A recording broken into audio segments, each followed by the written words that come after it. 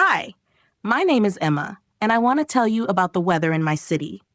In the summer, it's always very hot and sunny. I love this season because I can go to the beach and swim in the sea. The temperature is usually 30 degrees Celsius, so I wear light clothes and sunglasses. Sometimes I also like to have ice cream to help with the heat.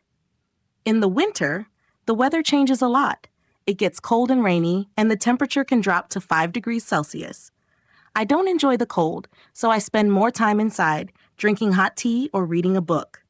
When I need to go outside, I always wear my warm coat, gloves, and a scarf to stay warm. I miss the sun during the winter, but it's nice to relax indoors. On some days, the weather is in between. In the spring and fall, the temperature is cooler but not too cold. It's perfect for taking a walk in the park or meeting my friends outside. The sun comes out sometimes, but it's not as strong as in the summer. I think these seasons are the best because the weather is comfortable and I can enjoy being outdoors without feeling too hot or too cold.